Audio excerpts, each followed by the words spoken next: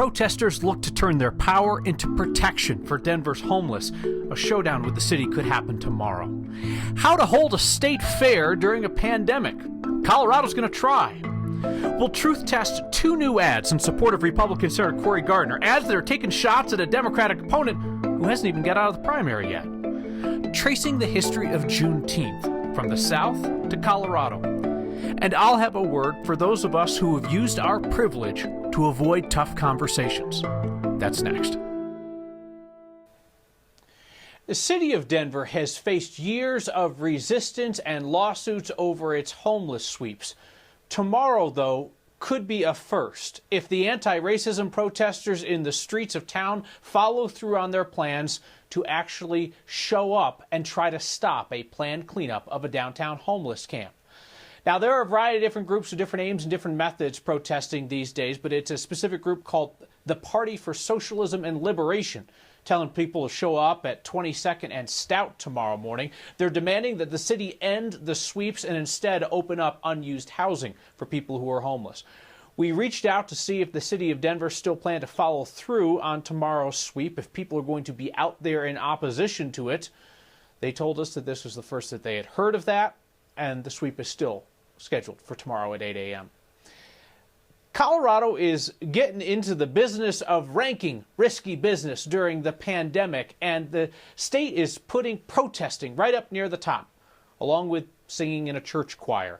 The list released by the state today puts protests under the highest risk category, alongside going to a bar, singing in a group, going to the gym. Those activities are considered more risky than, say, flying, going to a concert, or just attending church and not heartily exchanging respiratory droplets with other choir members. Sign of the times, though, that protesting actually makes the common activities list. The state is offering specific guidance to protesters, asking that people maintain their social distancing. We haven't always seen a lot of that. Wear a mask. We do see a lot of that. And getting tested after being in protest crowds. The state acknowledges how race and public health do intersect these days, that racial bias and stereotypes have some people afraid to wear masks in public for fear that that might make them a target. And of course, we've covered the racially disparate impact of COVID-19 in Colorado, falling hardest on Black and Hispanic communities. It's tough, though, for Colorado to ding protesting while planning to hold the state fair.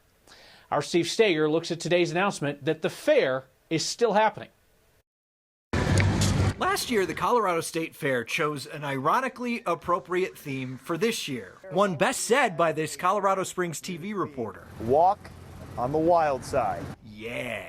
And I would say this year is pretty wild. Scott Stoller is the general manager of the appropriately themed state fair. And I think our staff and our board just feel like if we can do it and it's safe, it's something we should do. Even with most county fairs and big events like the Greeley Stampede throwing in the towel, the state fair will go on, though it won't look anything like years past. Focused mainly around 4-H and FFA, they are still trying to salvage a carnival and food vendors. We don't know what the end of August is going to look like, but as of right now, it looks like we can have up to 175 people in an outdoor area, a large outdoor area, and 100 people in a large indoor area. 100 people inside, 175 outside. Stoller says they figure they'll have enough space to set up multiple outdoor areas to get that number closer to 2,000.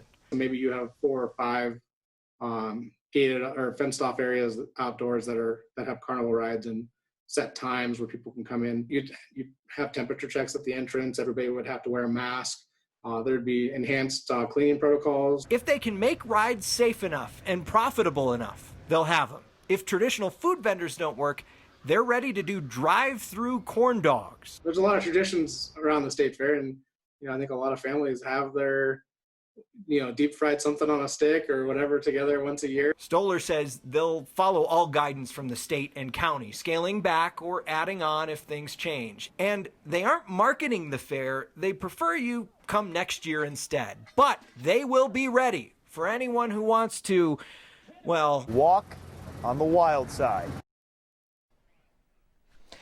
Now, the state fair is slated for August 28th through September 7th. Admission will be free. Since this is going to be weird, the state fair says they will burn through about $750,000 from their reserves to make all of this happen. And Kyle, they say they have enough in those reserves that if they have to do this all over again next year, that they can do it. So, Steve, I'm not real big on the corn dogs and the rides, but I always like to go check out the livestock exhibits and go look at like what the FFA kids are up to and that kind of thing. I mean, Denver won't open dog parks for fear that your Shih Tzu is going to give me the Rona. Are they going to have livestock at the state fair that people can get close to? You caught me off guard there for a minute. They are. So the thought is you could still get 100 people inside of a building. They will monitor those areas and try to keep it to 100. The thought is it'll probably go up in the next couple of months, so they'll be able to get more people inside. But yes, you'll still be able to see those exhibits under this current plan. All right. I asked a cat guy a dog question. That was unfair of me. Steve, thank you. The next leader of the Aurora Police Department, we can say with complete certainty today, is not going to be a white guy. Aurora PD, lots of PDs have had a lot of those until recently. Nick Metz came along. He's the first African-American chief in Aurora as of 2015. Vanessa Wilson then became the first woman to be chief when she took the interim role when Metz left. And Wilson is one of the 4 finalists just announced. Commander Marcus Dudley is the other internal candidate from Aurora. He's been with APD since 1996. Second African-American in the department's history to hold a senior executive position. Avery Moore is the assistant chief with the Dallas Police Department. And Colonel Alexander Jones is the bureau chief for the Baltimore County Police Department. People in Aurora can submit questions for the 4 finalists. They're holding a virtual town hall on next Tuesday. City manager then makes a recommendation next month. Aurora City Council will have to confirm the next police chief. Colorado has seen a quick succession of societal changes lately. Statewide police reform, a shifting view toward law enforcement in some schools, the renaming of Stapleton. But do not mistake recent for rushed. Black leaders in our community warned us 20 years ago, before the first person ever moved into Stapleton, that naming a neighborhood after a Klansman was a bad idea.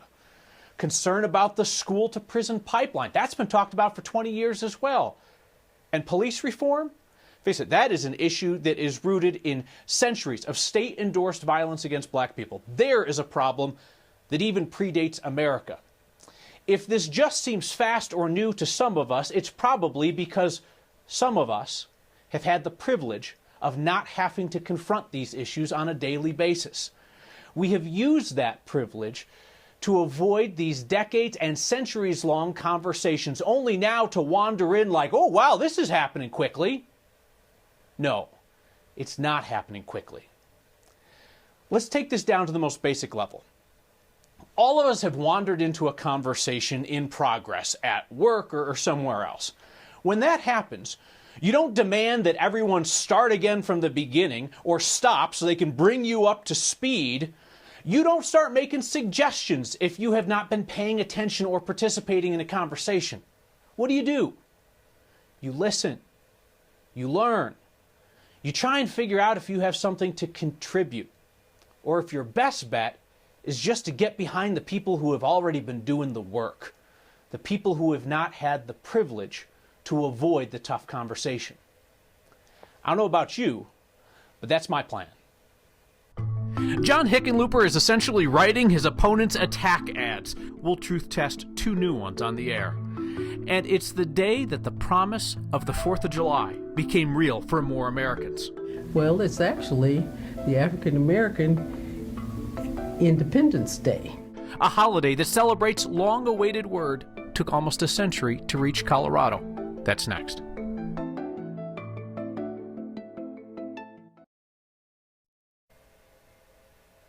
Republican Senator Cory Gardner and his friends in Washington, D.C. are having a little fun with the Democratic Senate primary. Seems they are either trying to help Andrew Romanoff beat the frontrunner, John Hickenlooper, or at least ding up Hickenlooper so he emerges out of the Democratic primary for the general in rougher shape. Why else would Senator Gardner and friends be running primary season political ads that are worthy of a Marshall Zellinger truth test? Two new political ads attacked Democratic U.S. Senate candidate John Hickenlooper. Neither of them were paid for by his Democratic opponent, Andrew Romanoff. The first is paid for by Republican Senator Cory Gardner and the National Republican Senatorial Committee in D.C. It uses clips of then presidential candidate Hickenlooper repeatedly answering why he wasn't interested in running for Senate. Being a senator would be meaningful, but I'd hate it. I don't think I'm cut out for that. The Senate doesn't attract me at this point, just doesn't attract me. It's a fact Hickenlooper said all that while running for president. And then when he went back on all of it and entered the Senate race, Kyle asked him about it on Next in September. Did you hire people who said that they didn't want the job and wouldn't be good at it? No, I think, well, I certainly hired people that had originally thought they wouldn't be good at something, but they had to demonstrate to me, A, that they had the passion for it, but B, that they were able to take the skills they did have and transform them. Back to the ad, which ends with Gardner. I work hard to be effective with both parties. His campaign did not provide supporting information about this, so let's use the bipartisan index touted by Gardner in his own news release from last month. This scorecard is the work of the Lugar Center and Georgetown University. This is the methodology, which results in the final score. Gardner is considered the third most bipartisan senator in 2019. In 2017 and 18, President Trump's first 2 years in office, Gardner was fifth. In 2015 and 16, President Obama's final 2 years and Gardner's first 2 years, he was 36th. The other political ad paid for by the NRSC uses journalists to highlight Hickenlooper's recent ethics violations for violating the state's gift ban while governor. There are two snippets that need clarification. 6 allegations against Hickenlooper. Yes, there were 6 allegations that the Colorado Independent Ethics Commission looked into.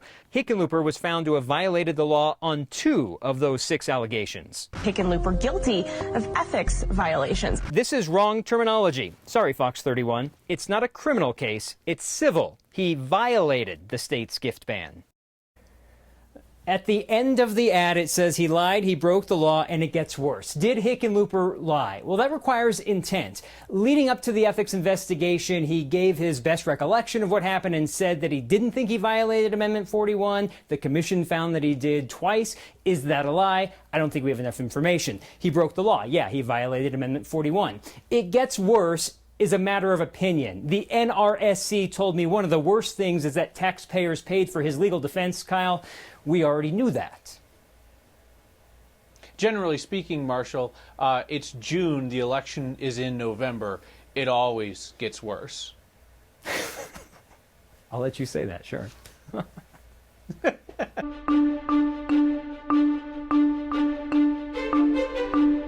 Hot, hazy, and dry today with a record high of 96 degrees. The heat goes on. We'll see highs very similar to these numbers we recorded today again tomorrow. But there's a front on the way. It will bring some beneficial showers, kind of like the ones we're tracking in southern Colorado tonight. We don't have a lot of moisture coming in tomorrow, but big changes for Thursday and Friday. Tonight, the wind continues. We'll drop to 61 under partly cloudy skies. Another hazy, dry day, 91 on Wednesday. But how about some 70s coming in for Thursday and Friday, along with a 30 to 40% chance of showers heading into the weekend with comfortable temperatures in the low to mid 80s. They're searching for a runaway wallaby in the suburbs with drones, so just totally normal stuff going on. And take a trip with us to 5 Points for a history lesson and a reason to celebrate. Next.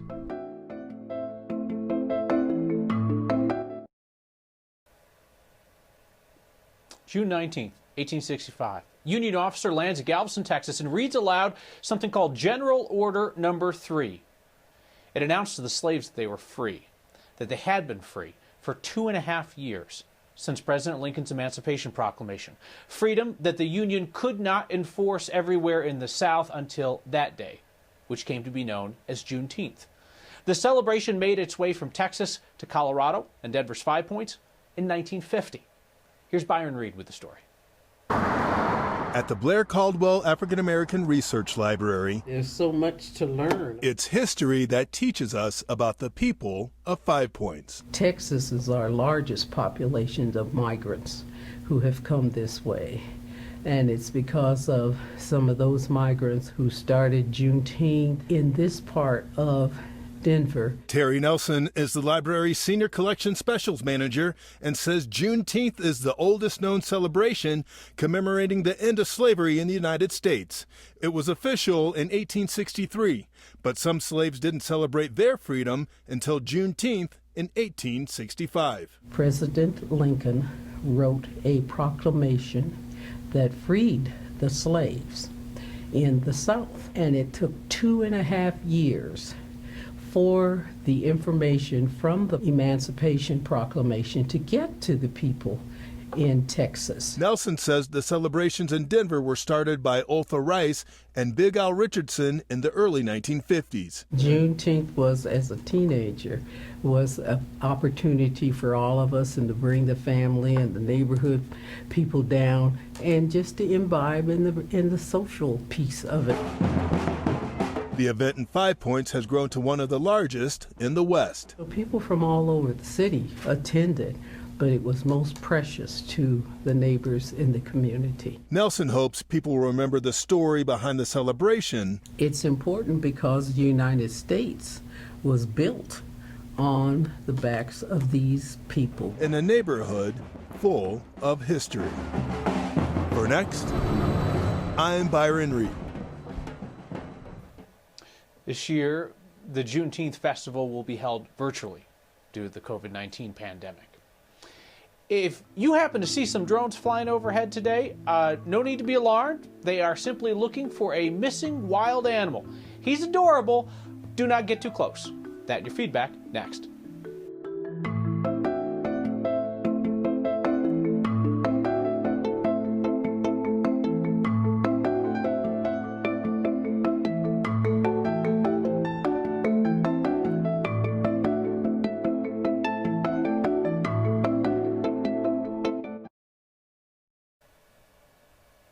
Surprise is a great name for a wallaby, especially a wallaby that suddenly goes missing, sparking a metro-wide marsupial hunt. Surprise got the jump on his handlers, wallaby joke, at the Zoology Foundation's animal sanctuary down in Larkspur 2 weeks ago. Today, a kangaroo was spotted in Aurora near Piccadilly and Quincy. Assuming that no one has also lost a kangaroo, that is Surprise the missing wallaby in Aurora. They launched drones to try and find him. No luck. A reminder, kangaroos have long legs that are built for power and speed over wide open plains. Wallabies have compact legs that are built for agility. So Surprise is going to be a tricky little sucker to catch. Very agile. It's side to side. It's lateral movement with the wallabies. Lots of feedback tonight on my thoughts about white privilege. A text said, thanks for calling out us white people when needed. With any luck and lots of humility, will facilitate the long overdue changes needed. Justin writes in, says, thanks for the logic on privilege tonight. Betsy, big amen to get behind those who have been fighting this battle for decades. John G., though, not a fan, said, please take away Kyle's soapbox. John, when you're arguing for somebody not to be heard, as opposed to making your own argument, it suggests that you might be on shaky ground. You know what I'm saying, pal? See you next.